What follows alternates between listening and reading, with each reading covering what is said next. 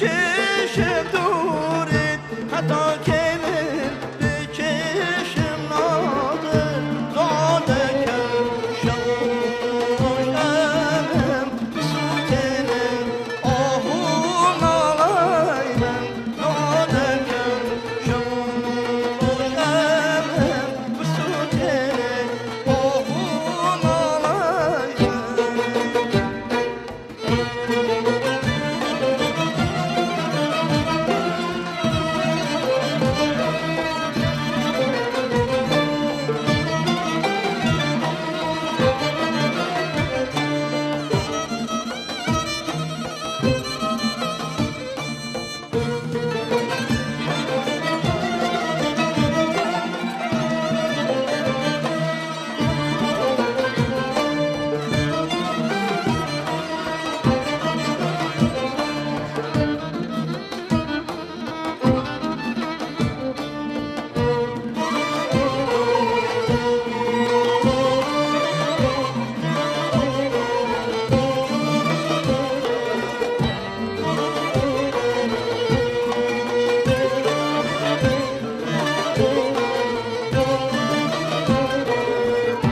اگر روشه بدهی عذابم اگر روشه لتو جدابم اگر روشه بدهی عذابم اگر روشه لتو جدابم اگر روشه ناامیدم کی اگر روشه فراموشم کی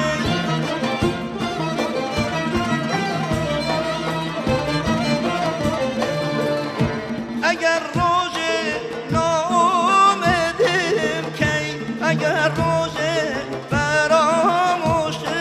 کی یاده کن شموشم بسوتنم آهون آلایم یاده کن شموشم بسوتنم آهون آلایم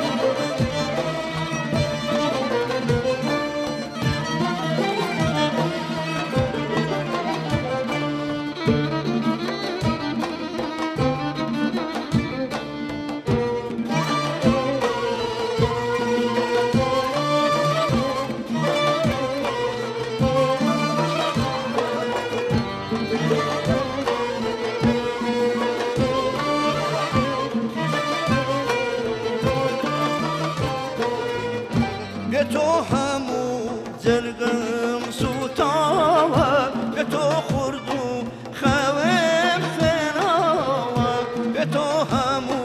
زرگم سوتاوه به تو خوردو خویم فناوه اگر روز لجه فرهاد من اگر روز شتی صحراوم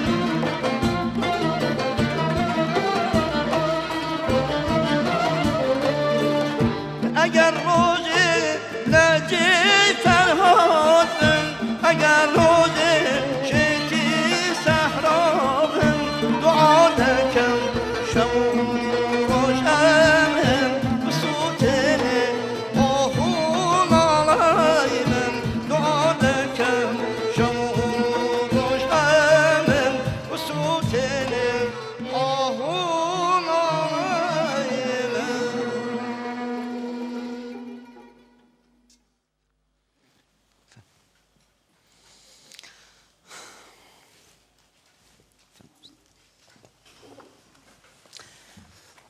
ئەم کاتە باش بینەرانی هێژا و خۆشەویستی سەتەلایتی کوردستان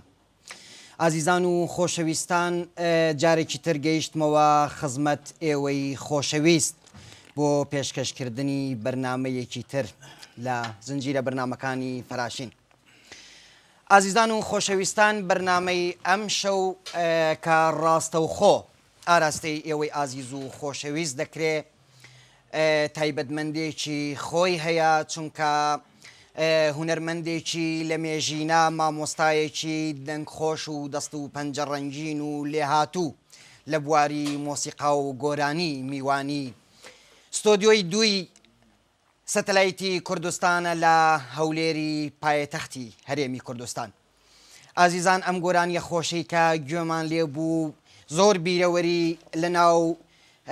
بیری ئێمە و ئێوەش هێنایەوە یاد و زیندوی کردەوە گۆرانی هونەرمەند قادری سەیاحی بوو کە ئەم شەو میوانی بەرنامەکەی ئێمەیە. پێش ئەوەی کە من بە گەرمی و بە خێراتنی مامۆستا بکەم و داوای لێ بکەم کە لەگەڵ ئێوەی ئازیز و خۆشەویست قسە بکە پێویستە بڵێم کە هەروەک ئاماژەم پێکرد بەرنامەی ئەم شەو ڕاستە و خۆیە و ئێوەش بەو تەلەفۆنانی کە لەسەر شاشەی تەلەڤیزیۆنەکان دەنووسرێ دەتوانن ڕاستە و خۆ پەیوەندیمان پێوە بکەن جیا لە مامۆستا قادری سەیاحی کە ئەم شەو وەک گۆرانی بێژ و میوانی بەرنامە میوانی بەرنامەکەی ئەم شەومانە جیا لەو مامۆستای شاعر مامۆستا عەبدوڕەحمان بێلاف عەبدوڕەحمان بێلاف بەرزەنجی ئەم شەو میوانی بەرنامەیە هەروەها مامۆستای هونەرمەند ئاهەنگساز و مامۆستای مۆسیقا مامۆستا هەڵکەوت زاهیریش ئەم شەو میوانی بەرنامەکەیە هەرچەند جیا لەو هونەرمەندانە ئەم شەو گروپی سەتەلایتی کوردستان گروپی مۆسیقای سەتەلایتی کوردستان مامۆستایانی دەست و پەنجەڕەنگینی مۆسیقا بە سەرپەرشتی مامۆستای لێهاتوو مامۆستا سەید ئەحمەد ڕەواندزی کە بەڕاستی زۆر ئەرک و زەحمەتیان کێشا و هەمیشە ئەرک و زەحمەتی میوانانی هونەرمەند لەسەرشانی ئەم هونەرمەندانەیە ئەم شەو لەگەڵمان بەشدارن با من سەرەتا بچمە خزمەت مامۆستا قادری سەیاحی مامۆستای جان زۆر بەخێر بی سپاس دەکەم تەشەکر دەکەم مەمنون حەزەکەم هەر لەو گۆرانیەوە دەست پێ بکەین ئەگەر سەرەتا پێشتر لەگەڵ بینەران قسەیەکت هەیە بفەرموو هەندێک بەحسی ئەم گۆرانیە و بەحسی ئەم گۆرانیەمان بۆ بکە بەچاوان فەرموو منیش سڵاو و عەرزی ئەدەبم هەیە سڵاو و ڕێزم هەیە لە زەحمەتکێشانی تەلەڤیزیۆن و ئێوەی بەڕێز و کاک سەید ئەحمەدی ڕەواندزی کە زۆریان زەحمەتکێشە مامۆستا بێلاو و کولیەی ئەو کەسانەی کە زەحمەت دەکێشن لێرە سەڵاوی و عەرزی ئەدەبم هەیە لە خدمەتیاندا ئینشاڵڵا کە ئەو شەو بتوانین ئەو جوورێک کە شایستی هونەرمەندێکە ئەمن جوابگوو بم بۆ عەزیزەکانم و سەڵاو ڕێزم هەیە بۆ خەڵکی هەولێر و هونەرمەندەکانی خەڵکی هەولێر و هونەرمەندەکانی هەموو کوردستان. زۆر سپاس مامۆستای جان جارێکی تر بەخێرەی هەم لەلایەن خەڵکی هەولێر و خەڵکی کوردستان بەگشتی هەم لەلایەن هونەرمەندان و هەم وەک سەتەلایتی کوردستانیش بەخێر بێی سەرچاوان ئێمەش هیوادارین ئەم شەو بتوانین بەرنامەیەکی تێر و تەسەل و بەدڵی بینەران ئاراستەی ئەو ئازیزانە بکەین بە کورتی بچینە خزمەت مامۆستا عەبدوڕەحمان بێلاف ئەگەر سەرەتا شتێکی لەگەڵ بینەران هەیە مامۆستای جان زۆر بەخێر بی بۆ ئەو بەرنامەیە دیارە ئەم بەرنامەیە بۆ ڕێزلێنان لە مامۆستا قادری سەیاحی زیاتر مەبەستەکە ئەوەیە و جەنابیشت زەحمەت کێشا و وەک مامۆستایەکی بواری شێعر و لێهاتوو لە مۆسیقا و گۆرانی و بەتایبەت زۆر ئاگاداری گۆرانی و کارەکانی مامۆستا قادری سەیاحی ئەگەر شتێک تێ لەگەڵ بینەران سەرەتا بفەرموو. بەڵێ سەرەتا بە خێراتنی بەڕێز مامۆستا قادری سیاحی دەکەین هونەرمەندی گەورەی کورد سوپاسی سەتەلایتی کوردستان دەکەین سوپاسی حکوومەتی هەرێمی کوردستان دەکەین کە گرنگێکی زۆر بە هونەرمەندانی کوردستانی ئێران و هەر چار پارچەی کوردستان دەداتن کە داوەتیان دەکات بۆ ئێرە بێن ئەو هونەری خۆیان پێشکەش بکەن لێرە بە حقیقت هەموو لایەکمان مامۆستا قادری سیاحی دەناسین کە هونەرمەندێکی گەورە و بەنێوبانجی کووردە کە چەندین گۆرانی بێژی کە ئێستا بەناوبانگن وەک زیاد ئەسعەد و لەیلا فەریقی هونەرمەند و هاوتا ئەسعەد و ئەوانە کە گۆرانیەکانی ئەویان گوتۆتەوە بەڕێک پێچی مامۆستا قادری سەیاحی تەنیا بە تەنیا گۆرانی بێژ نییە بە حقیقت ئاوازدانەرێکی گەورەیە شاعیرێکی گەورەی شعری گۆرانیە بە حقیقت کە دەتوانێت تەنسیق لە بینی شعر و ئاوازدا بکە خۆی شاعیری گۆرانی ئەگەر بێت و لە مۆسیقا نەزانێ یاخود جێ مۆسیقی نەبێ ناتوانێت شعرەکان هەڵبژێرێ بۆ ئەوی تەنسیق بکرێت لەگەڵ ئاوازەکاندا وەکو ئاواز هەیە لە بواری پێویستی بە کە ئاوازی خاوە پێویستی بە شعری غەمجین هەیە شعری غەمجینی بۆ بنووسێ یاخود ئاوازی شادە دەبێ تەنسیق هەبێ مامۆستا قادری سایاحی زۆر سەرکەوتوانە توانیوێتی ئەم تەنسیقە تەواو بکە بەڵام لێرەدا من داوای لێبوردن لە مامۆستا قادری سیاحی دەکەم کە کاتی خۆی من پۆلی یەکەمی ناوەندی بووم کە کاسێتێکی بەڕێزیانم دەست کەوت ئەو کاسێتە لێرەدا من کە هۆگری دەنجی بووم و لێرەدا لە هەولێر و لە کوردستانیش لێرەدا بڵاومان کردەوە بە ناوی سعیدی قەندی بە حەقیقەت ئەو کاتەی کە ناوی ئەو بەڕێزەمان نەدەزانی دەبوایە لە دەستگای ڕۆشنبیریش ئەو کاتە مدیریەتی ڕۆشنبیری هەبوو بڵاومان کردەوە لە تۆمارگاکان ئیدی ئەو ناوە لەوەوە هات کە بە ناوی سعیدی قەندی و زیاترش بە حقیقت ئەوانەی کە هۆگری ئەو هونەرمەندن و زیاتر شتەکانی وتۆتەوە هونەرمەند هاوتە ئەسعەد و هونەرمەند زیاد ئەسعەد بوون کە دوو هونەرمەندی زۆر دەنگخۆشی کوردن کە توانیوێتان بەسەر کەوتوانە کارەکانی مامۆستا جێبەجێ بکەن و بەڵام ئێمەش لامە کاتدا بە خێراتنی بەڕێزیان دەکەین و خۆشحاڵیشین و لە نزیکەوە کە بە دیداریان سوپاسی حکوومەتی یاریمی کوردستان و سەتەلایەتی کوردستانیش دەکەین بۆ ئەوی کە ئەو کاریان کرد زۆر سپاس مامۆستای جانێمە لە درێژەی بەرنامە دیسان دەگەینەوە خزمەتی جەنابەت زیاتر لەسەر سعیدی قەندی ڕادەوەستین با بچینە خزمەت مامۆستایی ئاهەنگساز و مامۆستایی مۆسیقا مامۆستا هەڵکەوت جەنابیشت ئەگەر بە کورتی سەرەتا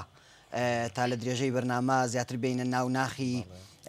باسەکان ئەگەر بە کورتی شتێکتان هەیە بفەرمون زۆر سپاس بۆ جەناب ئەگەر پێناسەیەکی خۆت بە کورتی سپاس دەکەم زۆر سپاسی سەتەلایتی کوردستانەکەم بۆ میوانداریە و دەستخۆشی لە هاوکارانم برادرانی مۆسیقیەکەم و لە برادرانی پشت کامێرە و بە خێراتێکی گەرمی مامۆستا گەورەکەم زۆر خۆشحاڵم کە توانیم لە بەرنمەیەکی وا بەشدار بم کە وەکو ڕێزلێنانێک بێت لە مامۆستا بۆ خۆم یەکێکم لە هۆگرانی دەنگی و عاشقانی ئاوازەکانی مامۆستا زۆر لە دەمێکەوە کە لەگەڵ هاوڕێی خۆشەویستم کاک زیاد ئەسعەد باسیمانە کرد و کە ڕۆژێک لە ڕۆژان بێتە کوردستان و بەرنمێکی تایبەت بکات و لە خزمەتی دابین و زۆر خۆشحاڵم زۆر سپاس من هەرچەند حولمدا نەمتوانی بەڕاستی تەلەفۆنەکەی هونەرمەند زیاد ئەسعەد وەربگرم و بتوانم پەیوەندی پێوە بکەم بەڵام ئەگەر بەرنامەکە دەبینێ هیوادارم بتوانێت پەیوەندیمان پێوە بکات چونکە دیارە خۆشی زۆری پێخۆش دەبێت و ئێمەش زۆر حەزمان لێ ئەگەر بتوانێت پەیوەندیمان پێوە بکە مامۆستا باسی ئەومان کرد لەم گۆرانیەوە دەست پێ بکەین هەندێک بەحسی ئەم گۆرانیەمان بۆ بکە ئەم گۆرانی کە ئێستا پێشکەش کرا چ ساڵێک کرا شعر و ئاوازەکان ئەگەر هەندێک باسی و گۆرانیەوەمان بۆ بکەین من ئەو گۆرانیە ئەڵبەتە هەموو گۆرانەکانی خۆم کە کتومە هەم شێرەکەی خۆم بووە هەم گۆرانەکەی خۆم بووە هەم دابشکردن بۆ موسیقا هەر لە خۆم بووە هەم بۆ خۆم کتومە ئیدی چیمە ڕاستە من ئەو گۆرانیە تاریبان لە ساڵی 1976 من ئەو گۆرانیم دروست کرد لە تاران زەبتم کرد لەگەڵ هونەرمەندەکانی تاران و هەندێک لە هونەرمەندەکانی مەهاباد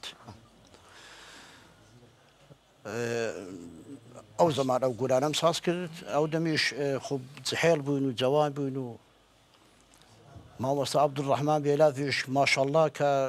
منی گۆڕی و ئەو هەموو زەحمەتەمان کێشا و گۆرانیمان ساز کرد و شێرمان ساز کرد و بە ئومێدی ئەوە بوون کە نێوی خۆمان بگوترێ لەسەر شریتەکەمان بڵان ئەوە قادری سەیاحیە بەداخەوە نێوی منیاننا سەعیدی قەندی جا ئەوە شکری دیسان شکرە دەبێت شکر بکەم کە نێوێکی دیکەی لەسەردانەوە مامۆستا مەسەلە بیگوت باە مەسەلەن قادری زەهری ماری باشە مامۆستا ئێمە لە درێژەی بەرنامەکە دێنەوە سەر ئەو بابەتانە بەڵام ئەگەر گۆرانیشکەمان پێشکەش بکەن لەگەڵ گروپی مۆسیقا ئەگەر ئامادە بن بفەرمون باڵە بەچ گۆرانیشکەمان پێشکەش بکەن فەرمون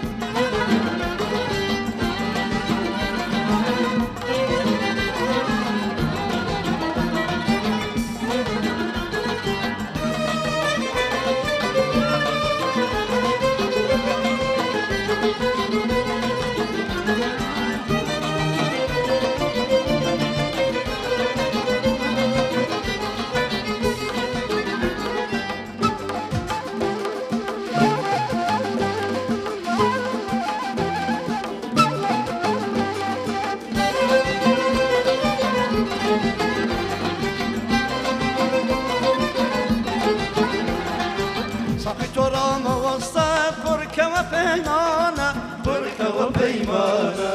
أروز كل جشنات ومقرب بهانة يوم مقرب بهانة ساقي ترى ما وصى بركة وبيمانة بركة وبيمانة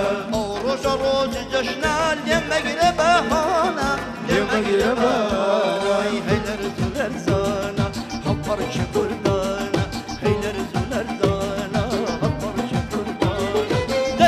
تطلوت زلال دار ديوانا دلي دلي دار زلال دار ديوانا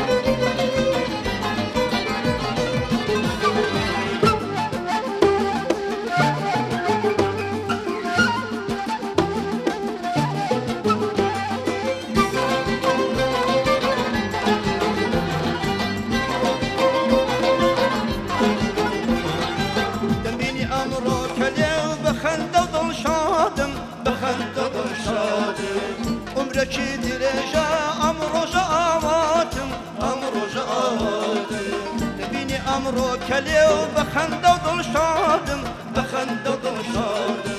عمر چی دیلی جامن هاو رجا آواتم هاو رجا آواتم هیدر زولر دانا حفر شکر دانا هیدر زولر دانا حفر شکر دانا دلی دا تبروس زلال دار میوانا دلی دا زلال دار میوانا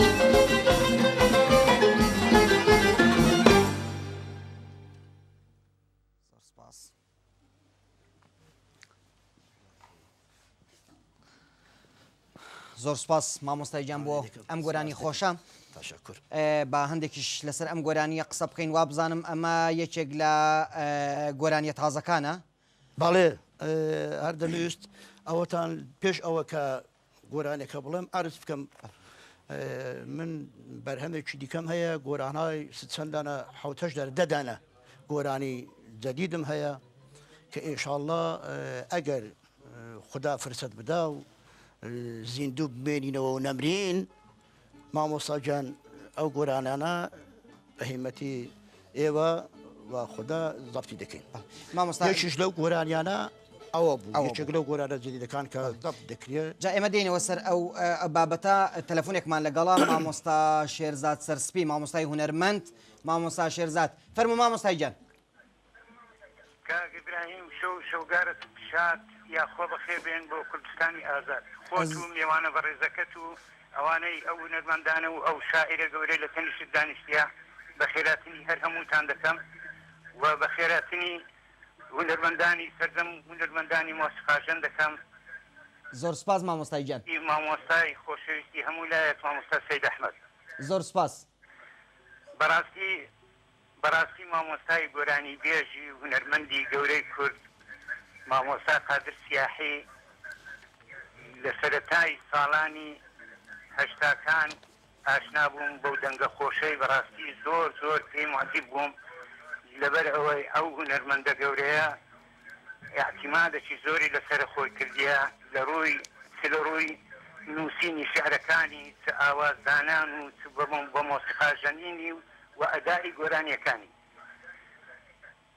سەرەتای ساڵانی هەشتا بوو هونەرمەند زیادە سعەت هاتەلام وەکو گۆرانی بێش کە لە تیپەکەمان وەری بگرین بەڕاستی اختیبارم کرد بە گۆرانیەکەی مامۆسای گەورەمان طبعا زۆر تێدا سەرکەوتوو بوو و بڕیارماندا ئەو گۆرانیە بۆ تۆمار بکەین ئەوە بوو لە تەلەڤیزیۆنی کەرکووک یەکەم گۆرانی دەستپێکی هونەرمەند زیادە سعەت ئەوە بوو بۆ گۆرانیەی دوعا گۆرانیەکەمان بۆ تەزویر کرد و زۆر سەرکەوتوو بوو تێدا هەروەها هونەرمەندان زۆر هونەرمەندانی شاری هەولێر تەقلیدی ئەو هونەرمەندایان کردیە یەک لەوانە مثلا هونەرمەند هاوتا ئەسعەد لەیلە فەریقی با بڵێین هونەرمەند زەلال سەعید و هونەرمەند نیظام شوکر زۆری تریش ئەوانە هەموو لە ئاهەنگەکان لەگەڵە من بەشداری ئاهەنگەکانیان دەکرێت بە گۆرانی کاکە قادری سیاحی بەڕاستی ئەو هونەرمەندە جێگای شانازی کووردە چونکە هونەرمەندەشی هەمەڕەنگە لە سفەنجینە دەنگخۆشە ئاوازدانەرە شاعرێکی بەتواناشە لە بواری شعری گۆرانی من ئەوەندە داوای لێبوردنی لێ دەکەم بە ناوی هونەرمەندان و دەستگاکانی کە پەیوەنددارن بەو کارانەی کە ئەو شۆ ئەنجامی دەدەین هەتا ئێستا بەڕاستی تاخیرین لەوە کە میێوانداری ئەو هونەرمەندە گەورەمان دەبایە زووتر بکردوایە پێی شاد ببینەوە ئیتر دەستخۆشیتان زۆر سپاس مامۆستای گیان بۆ تەلەفۆنەکەت گەلێک سپاس هونەرمەند حەسەنی زیافەتیمان لەگەڵا لە شاری بۆکان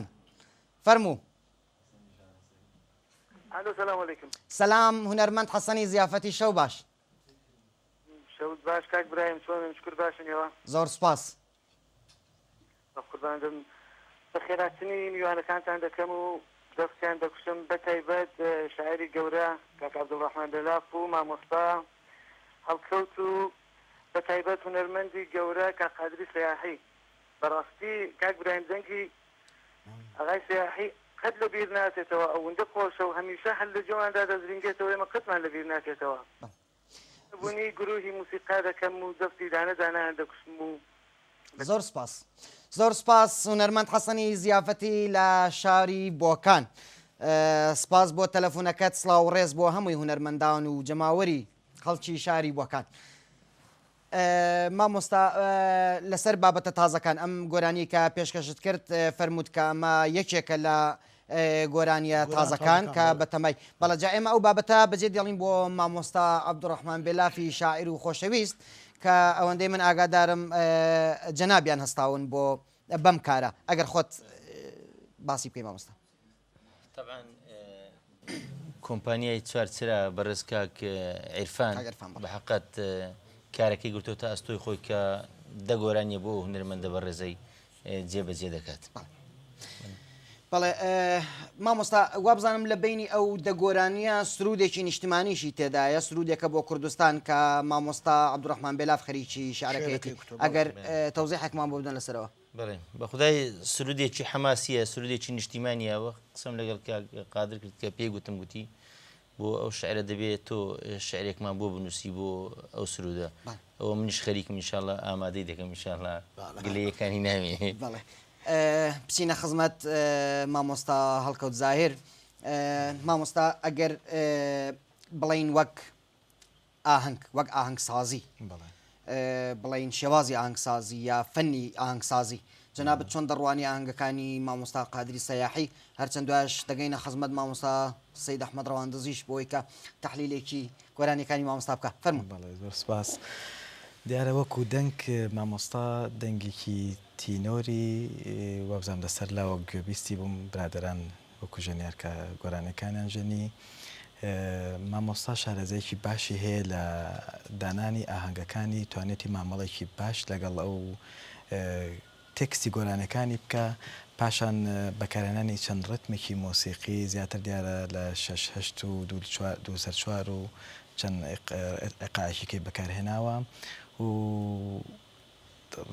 گۆڕانکاری لەسەر ئەو ئاهەنگانی کە کردوێتی توانێتی لە هەموو دەستگاکانی مۆسیقا مەقامەکان بەواتای مەقام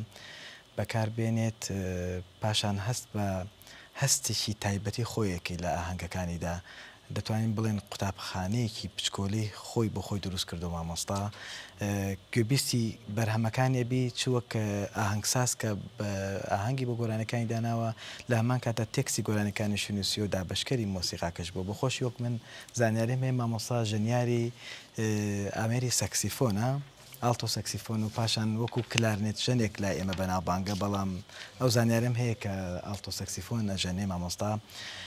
بە حکمی جوانکاری لە ژەنینی ئامێرەکانیدا توانێتی هەمان هەست هەمان ئیحساس لە ئاهەنگەکانیدا بەکاربێنێ بۆ نمونە لە کاتی ئاهەنگێکی کە گۆرانی دوعا ئەو بەشە مۆسیقانی کە دایناوە وەکو دابشکەرێکی مۆسیق زۆر زانستانە لە ڕۆحی ئاهەنگەکەیدا وەکو مامەڵی ئەوەی کردووە کە گوێ لە مۆسیقاکە بێت دەزانیت کە چێتە سەر ئاهەنگە شیرین کارێکی زۆر جوان لە کارەکانێتی و بە خۆمی یەکەم لاوانی کارەکانی زۆر لاپەسەندە و بە مامۆستایەکی ڕۆحی خۆم هەمیشە لە قەڵەم داوە تاسیرێکی زۆری لەسرم بووە. زۆر سپاس.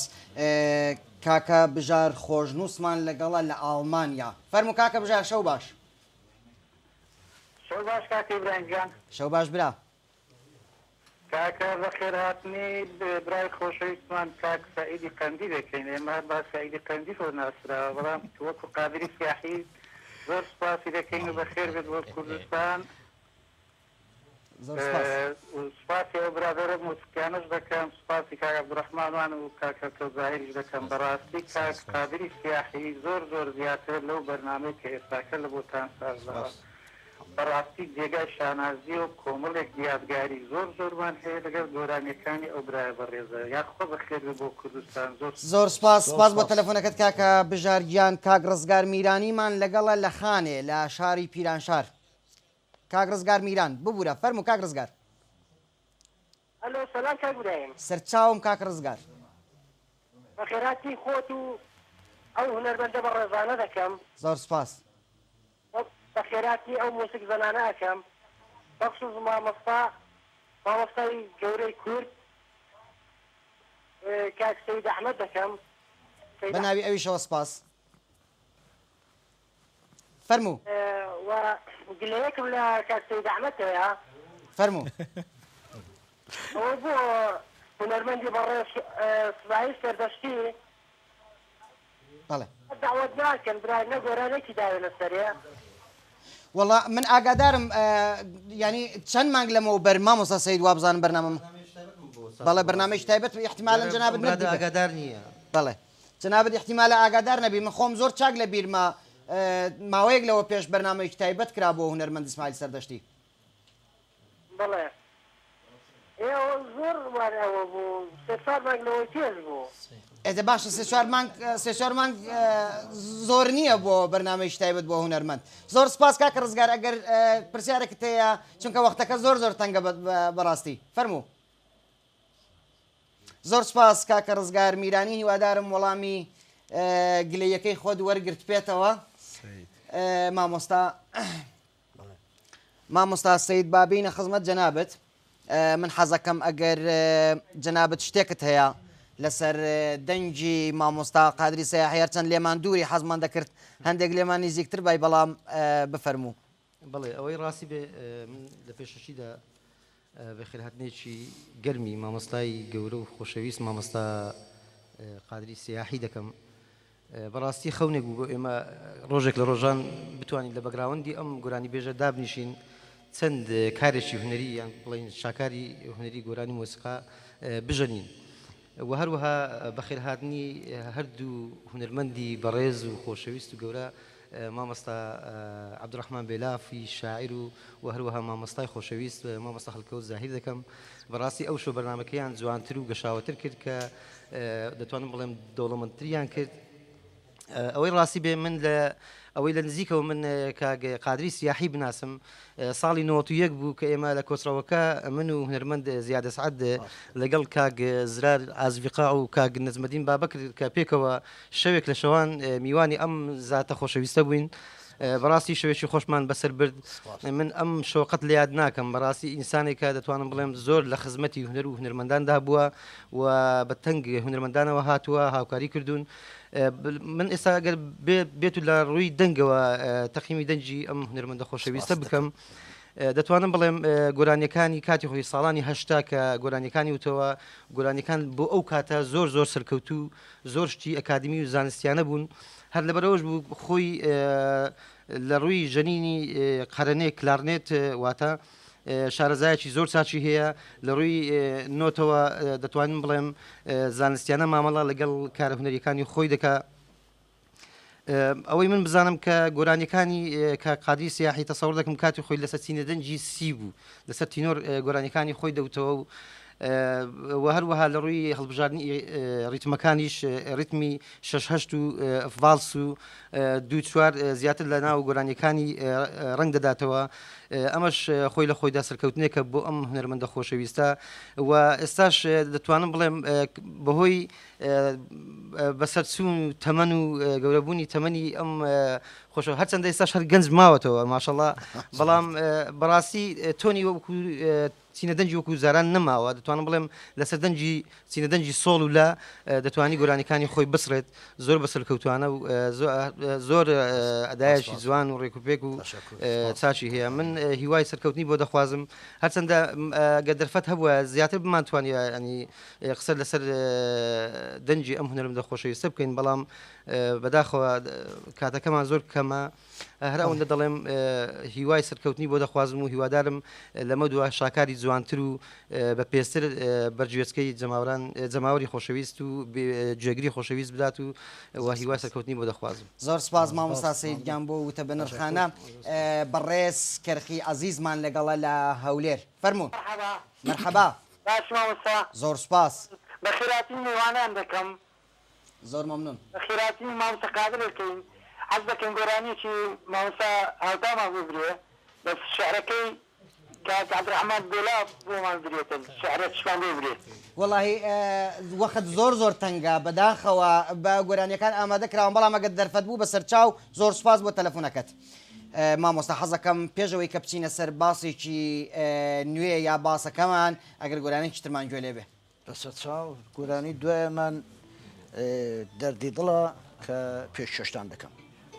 پێشکەشی خۆشەویستەکان و عەزیزەکانم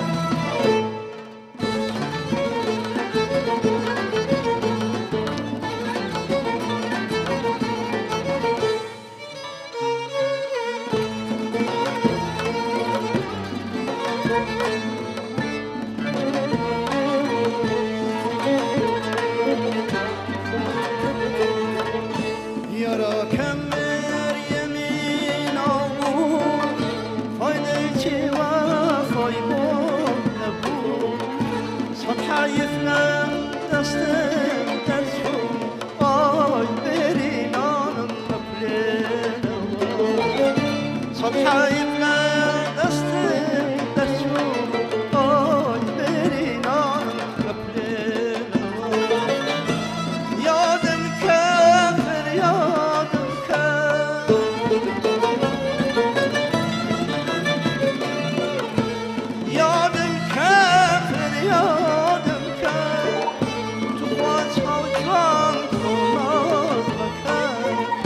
هرچند جاری نازان دکن آی مال لم دیران دکن هرچند جاری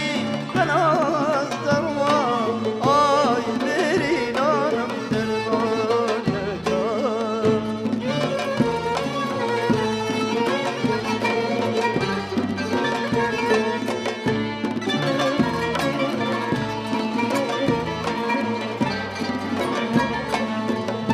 کاغذی دایان موسیقامه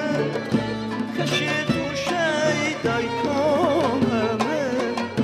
وره لای من یاری کامه آی بری نانم نقلی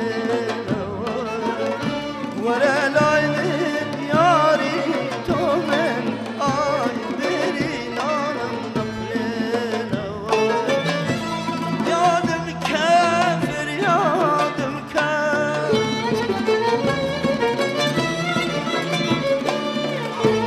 یادم کافر یادم کافر تو خواست ها جوان تو ماز بکن هرچند جاری نازان دکن آی مال دمن دیران دکن هرچند جاری بناز دروا آی بری نانم درمان دکن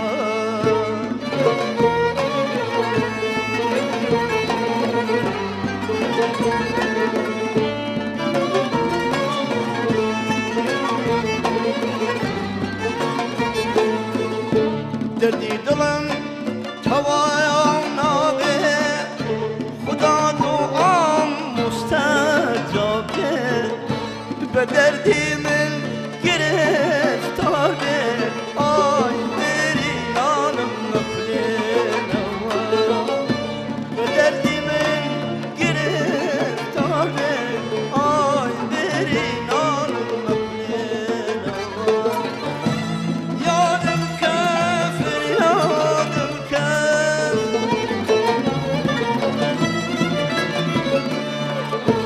یادم کافر یادم کافر تو خواست جوان تو ناز بکن هرچند جاری نازان دکی آی مال همه دیران دکن هرچند جاری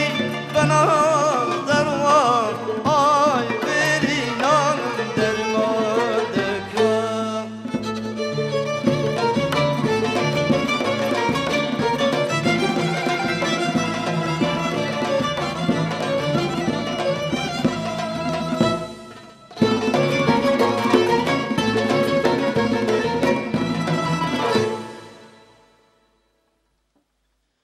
زۆر سوپاس مامۆستای گیان بۆ ئەو گەرانی خۆشە کاک مەحموود زامدارمان لەگەڵە لە هەولێر فەرموو الو گیان فەرموو جاري شوباش جوان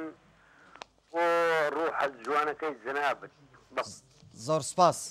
إنزا بو برادران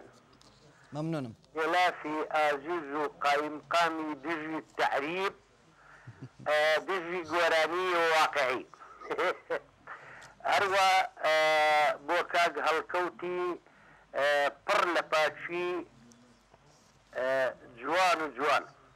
زۆر سوپاس جوان برنامج كتان gelek مەمنون غازاوية جوانە کاک بێلافی شاعری هەرە شاعری گەورە و دیاری گۆرانی لیریش کوردی ئەوە مەسئولم بەرامبەر ئەو قسەیە لەسەر تاسەی کوردستانکەوا دەڵێم سوپاس بۆ هەمووتان سوپاس بۆ دکتۆر جیکڵ و مستەر هایت یانی بۆ کە قادری سەیاحی و سعید قەندی ڕواەکە بە ڕۆژ دکتۆر جیکڵە و بە شۆ مستەر هایدا بەڵام چی بکەم لەگەڵ ئەو قەزە سپیە جوانەی کە تاڵ ماچی دەکەم و کە جوان قورجی ماچ دەکەم و چاوە پڕ لە غەمەکانی ماچ دەکەم. زۆر سپاس بۆ تەلەفۆنەکەت gelek مەمنون زۆر سپاس کاکە فەرەزی دانشمان لەگەڵە لە شاری مەریوان فەرموو سلام علیکم قوربان سەرچاوم شەو باش زۆر زۆر پێ خۆشحاڵین بۆ بەرنامەکەتان بەخێراتی ئەو میوانە بەڕێزەی دەکەن کاک قادری سەیاحی واقعان دەنگی زۆر زۆر خۆشە و زۆر پێ خۆشحاڵین کە ئێستا بەرنامەکەی بە حاڵەتی زندە ئەبینین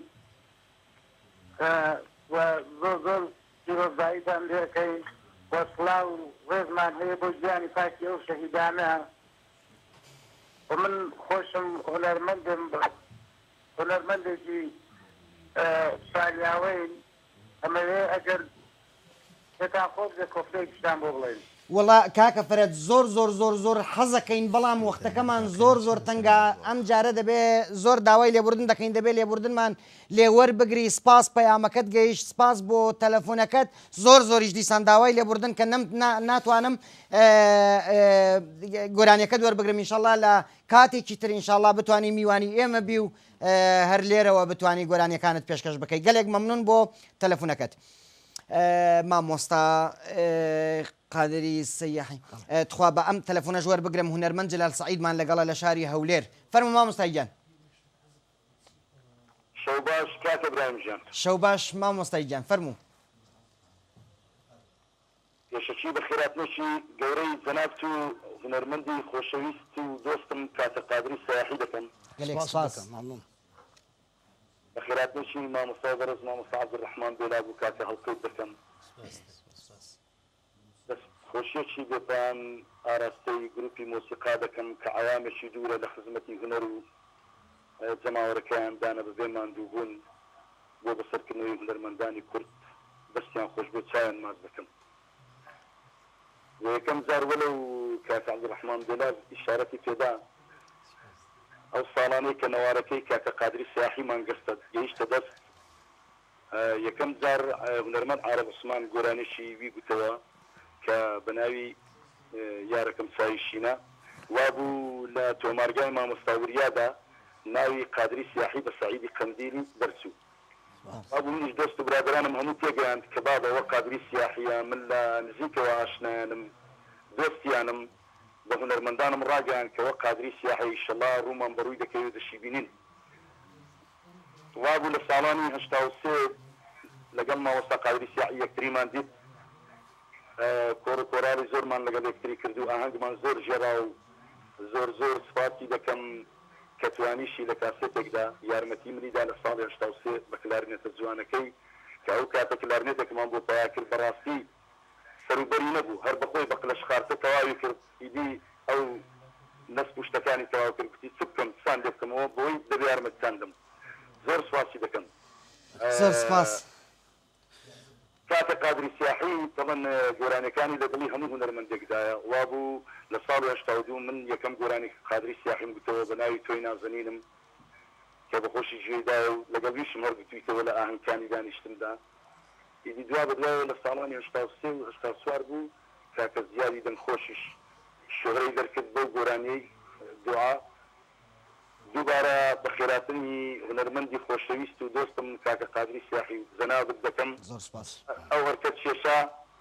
توانید ئەو گوڵەگەشەمان بۆ بگەین لە پایتەختی هەرێمی کوردستان بەخێر بن سەرسەر و سەرچاوم سواسان دەکەم زۆر سپاس مامۆستا جەلال سەعیدی هونەرمەند لە شاری هەولێر مامۆستا ماوەکە زۆر کەم لە بەردەستمانە هەرچەند بەو ماوە کورتەژ ناکرێت لەسەر قسەکانی لەسەر کارەکانی جەنابەت مامۆستایان بە تێر و تەسەلی قسە بکەن و مەجالەکە زۆر کەمە بەڵام بۆ ئاگاداری زێرتری بینەران من بە کورتی باسی ئەوە دەکەم مامۆستا قادری سەیاحی لە خەڵکی شاری مەهابادە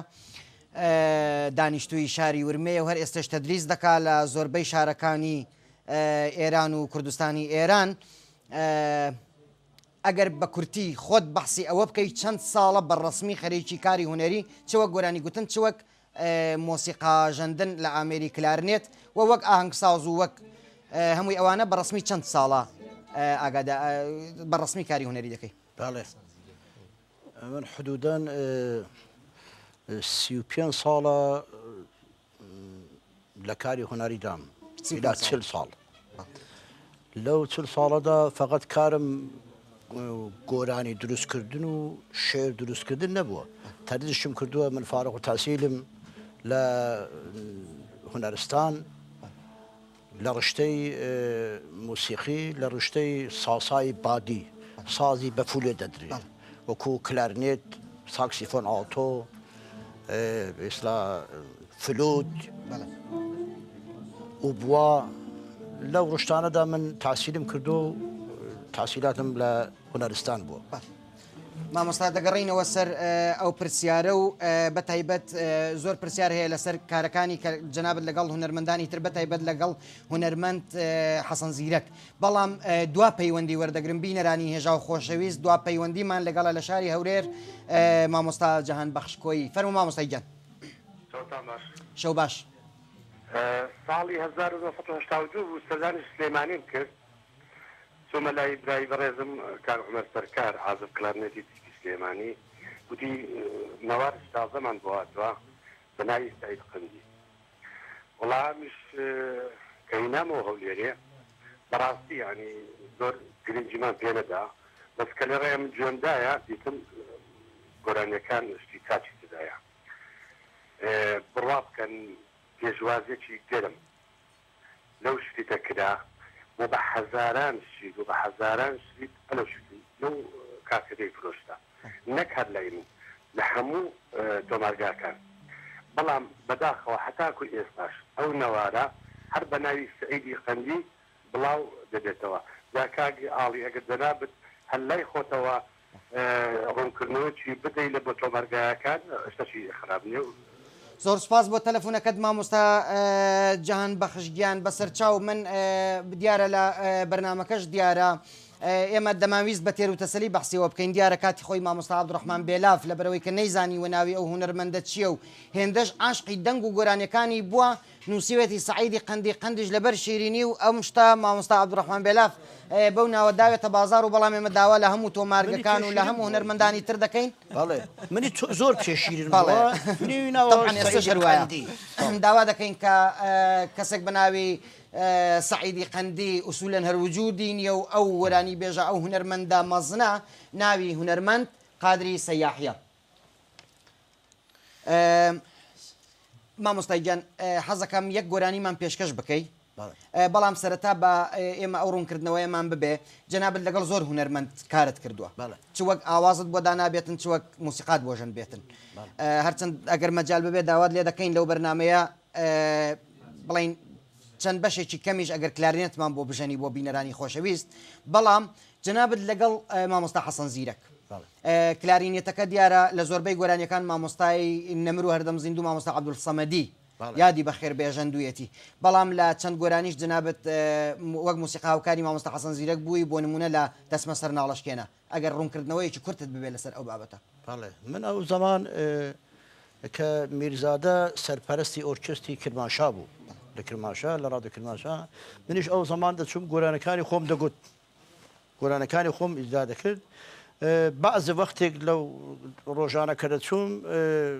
کاک عەبدولسەمەدی نەدەهات یا دەلیلی هەبوو یا بە هەر دەلیلێک نەبوو من لە جێگای ئەو کاری ئەوم دەکرد لەگەڵ کاک مامۆستا حەسەن زیرەک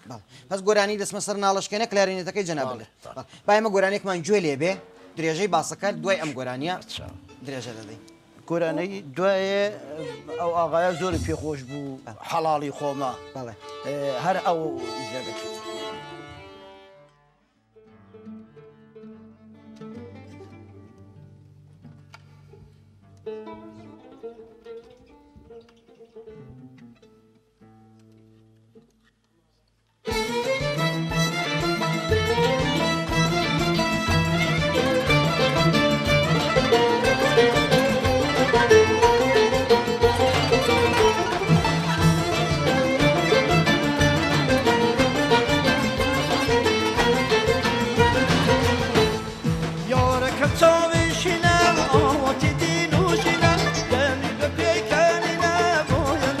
شیرین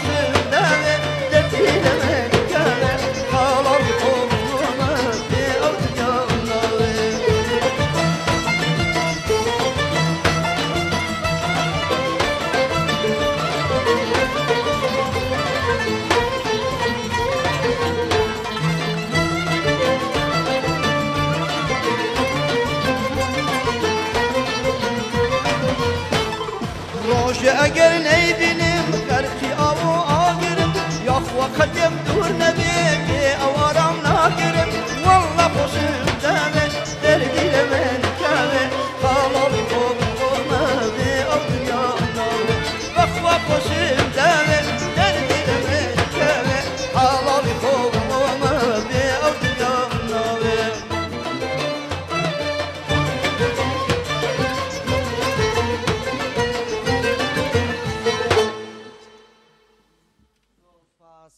مامۆستای گیان هونەرمەندی گەورە و هونەرمەندی لە هاتوو هاوتا ئاسعەدمان لەگەڵە مامۆستا هاوتا ئاسعەد فەرموو کاکە شەو باش شەو باش مامۆستای گیان لێ خۆشحاڵم کە ئەم شەو جوانترین سیمای هوەری لە شاشەی کوردستان تێدێ دەبینم زۆر سپاس کە ئەویش بەڕێز و حورمەت مامۆستا قادری سەیاحی من وەک هاوتا قەڵافەتی جوامێرانەی لە باوەش دەگرم و بە حەزەوە قورگە ڕەسەن و پڕ لە تەکنیکەکەی ماز دەکەم تاریفی مامۆستا بە سوکە تەلەفۆنێک هەر بە شیاوی نازانم بەڵام بە ئەرکێکی خۆمی دەزانم کە هەندێ ڕۆشنایی بخەمە سەر دنیای ئەم هونەرمەندە بەرزە بیرمە لە هەشتاکان ڕژێم بە هەموو تەکانێکی خۆی هەوڵ دەدا هونەر کەلتور فەرهەنگ شتە جوانەکان لەبیر خەڵک بباتەوە دەتوانم بڵێم یەکەم نواری قادری سەیاحی کە بەڕێز مامۆستا عەبدوڕەحمان بێلاف بڵاوی کردەوە دوو بارەتەکانێکی تری بە هونەری گۆرانی مۆسیقای کورد بەخشی بە کورتی دەمەوێت پێناسەیەکی ئەو هونەرمەندە بکەم لە اختیاری ئاواز و شعر زۆر سەرکەوتوانەیە ئەدا و دەنگخۆشی و جوانی و ئیبداع بە یەک دەبەخشن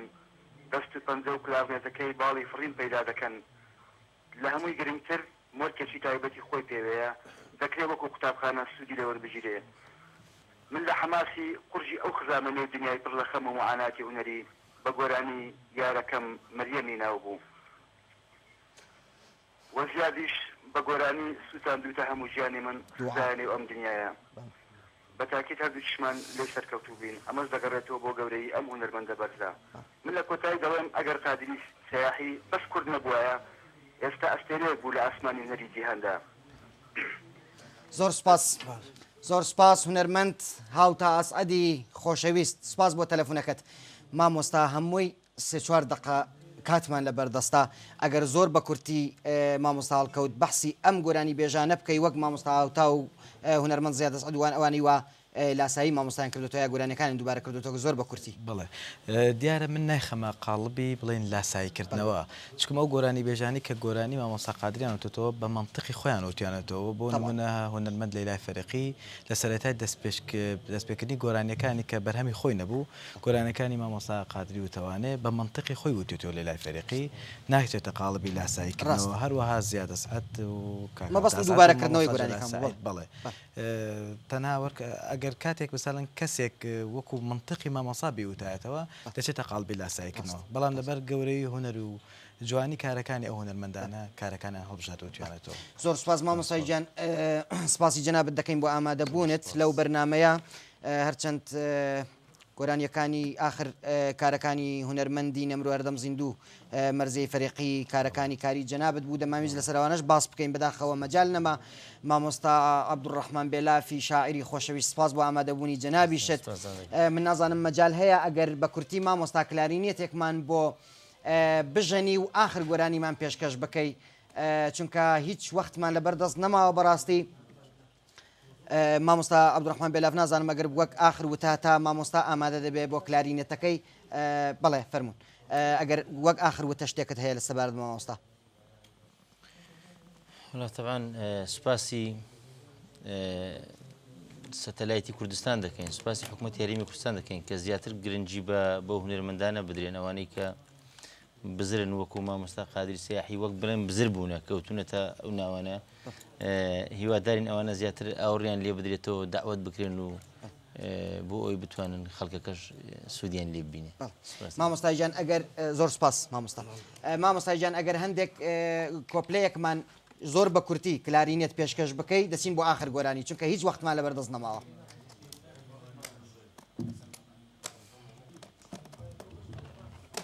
مامۆستا ئیبراهیم جان من زۆر کارم هەبوو زۆر قسەم هەبوو بەڵێ وڵا بەداخەوە مەجالەکەنی ئینشاءڵڵا لە مەجالێکی قسەیەکم لە تۆشتا بە بەڵێ قسەم زۆر هەبوو بە ئەو عزیزانەی هەولێری خۆم دەمەوێت سەلامیان لێ بکەم خزم و فامیلم هەیە خزم و کەسم هەیە دەمەوێت سەلام لەوام بکەم پورزام هەیە پورم هەیە پورزازام هەیە دەمەوێت سەلامیان لێ بکەم ئاخر ئینشاءڵڵا ئێمەش وەک جەنابەت ئێمە لەلایەن جەنابەتەوە سڵاو ڕێزمان بۆیان هەیە بەڵێ بەڵێ فەرموو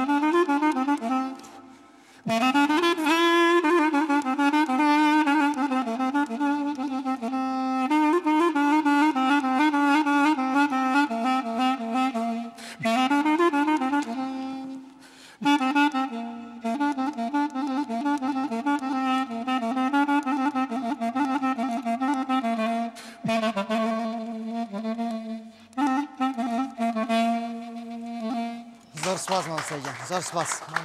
زۆر سپاس مامۆستای جان زۆر سپاسی جەنابەت دەکەین بۆ ئامادەبوونت زۆر داوای لێبوردن دەکەین کە وەختەکە زۆر تەنگ بوو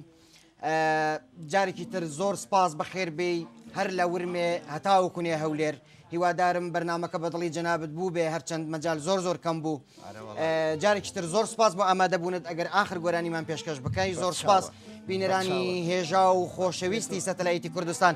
جارێکی تر سپاس بۆ مامۆستا عەبدوڕەحمان بێلافی شاعیر جارێکی تر مامۆستا هەڵکەوت زاهیری هونەرمەند سپاس بۆ ئامادەبوونت سپاسێکی بێپایان بۆ گروپی مۆسیقا و مامۆستایانی هەمیشە دەست و پەنجە ڕەنگین مامۆستا سەید ئەحمەد ڕەواندزی سپاس بۆ هەموو سەربازانی ون کامێراوان و مۆنتاژ و دەرهێنەر و دەنگ و هەمووی ئەو هونەرمەندانەی وا لە پشتەوە ئەم شەو بەرنمەکەیان بۆ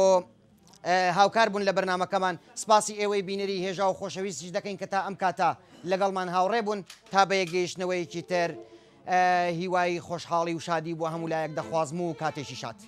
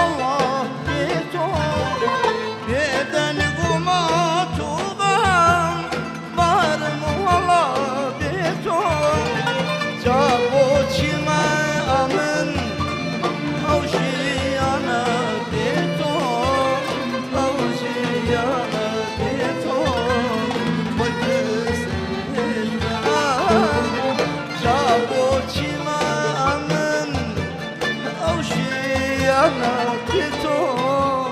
ئەو ژیانە بێتۆ تۆی قسەی